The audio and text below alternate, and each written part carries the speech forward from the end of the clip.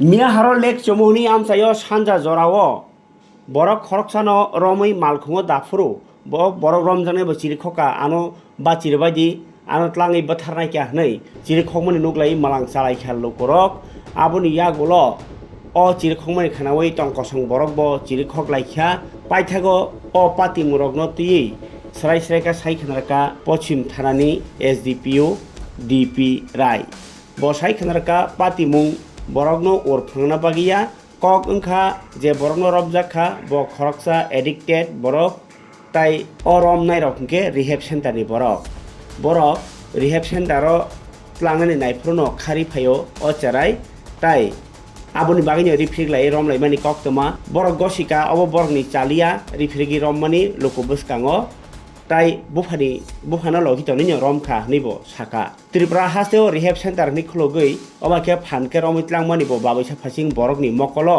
chaya tai romitlangai rehab center o buto khlaimani rok bo koktoma o kasai phai tongo phiaba wanama singsa kok wngkha borok rehab center o romitlang phano mas rang roino ma toniyo tai aro tumuno buto khlaijak khangke khatokjak khangke borokno maya korei khai samung tangi tongmani hainono police rok bo sebroi tongma hai klaio phiaba police DP Rai sai khanarka tabuk joto rehab center ni borok no ringoi abo hai maya korei samung ta tangdi hnei borno karak order jangnai hnibo sai khanarka তো তারে তার বাবার কনসার্নটে আমরা rescue করলাম আর কি। তো rescue যে করলাম এখানে একটু হাতাপাই মতন হয়েছে পাবলিকের অ্যাপিয়ারেন্সে এটা নেগেটিভ গেছে আর কি, নেগেটিভ মেসেজ গেছে ইন দ্য সেন্স কি আমরা কিডন্যাপ করতেছি। তো এটার লাগে থানাতে আমরা আইসি ক্লারিফিকেশন করছি, ওখানে আমরা ক্লারিফিকেশন হয়েছে আর ছেলেটা কি ড্রাগস এডিক্টেড হয়েছে?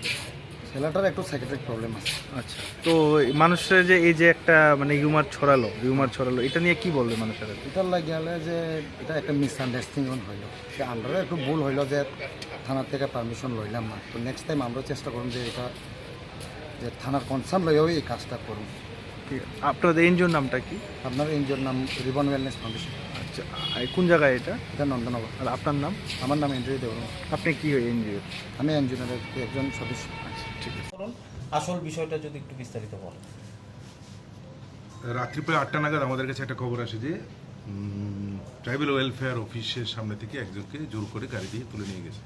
তো ওই খবরটা সত্যতা যাচাই করার জন্য পশ্চিম থানার ওসি রানা চ্যাটার্জি সঙ্গে সঙ্গে টিম নিয়ে বেরিয়ে যায় এবং সঙ্গে সঙ্গে খোঁজখবর নিয়ে যতটুকু জানা গেল যে গাড়ির নাম্বারটা 0572 লাস্ট ডিজিটগুলি ছিল।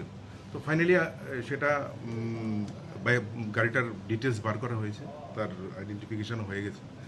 তো পরবর্তী সময়ে বিভিন্ন জায়গায় সোর্স লাগিয়ে পশ্চিম থানার ওসি এবং অন্যান্য অফিসাররা খোঁজখবর নিয়ে জানতে পারে যে এটা একটা রিহেব সেন্টারের গাড়ি মানে ওরাই এই গাড়িটা ব্যবহার করে, যেটার নাম হচ্ছে রিবন রিহেব সেন্টার।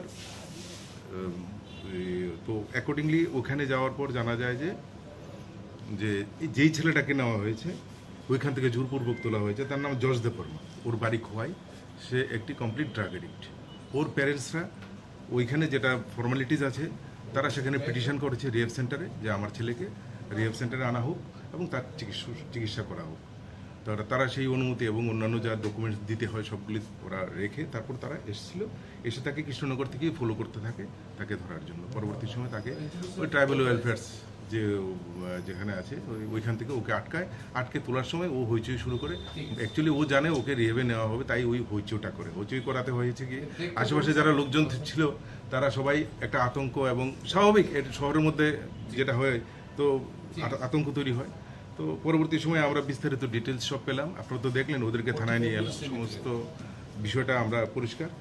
তো ঘটনা ঘটার 1 থেকে 1.5 ঘন্টার মধ্যে সমস্ত ঘটনা পুলিশ সব কিছু সমাধান করতে পেরেছে। আর তবে রিহেব সেন্টারটি ছিল বোজ্জংনগর এলাকাতে, ওইখান থেকে তাকে উদ্ধার করা হয়েছে। তবে এই বিষয়ে যাতে কোনো ধরনের মানে অস্বস্তিকর কোনো খবর চারিদিকে ছড়িয়ে পড়তে না পারে তার জন্য আমি আপনাদের কাছে অনুরোধ করব সঠিক খবরটা আপনারা সবার কাছে পৌঁছে দেবেন। এবং তবে হ্যাঁ, এটা সত্যি ওরা যেভাবে তুলে নিয়ে গেছে ওদের প্রসিডিউরটা ভুল ছিল। ওরা যদি আমাদের কাছ থেকে হেল্প চাইতো আমরা অবশ্যই ওদেরকে হেল্প করতাম, কিন্তু ওদের প্রসিডিউরটা ঠিক হয়নি। সেই জন্য আমরা ওদেরকে বিভিন্নভাবে আমরা যেটা করার ওয়ার্ন করে সেটা আমরা করব। তবে পশ্চিম থানার ওসি রানা চ্যাটার্জির সঠিক সময়ে সঠিক সিদ্ধান্ত এবং সঠিক কাজ করার কারণে আজকে একটা বড় ধরনের একটা অপবাদ বা যে একটা অস্বস্তিকর পরিবেশ তৈরি হয়েছিল সেটা থেকে আমরা সবাইকে আমরা নিষ্কৃতি দিতে পেরেছি এবং আপনাদের সাহায্যে আমরা সেই খবরটা সবাইকে পৌঁছাতে চাই।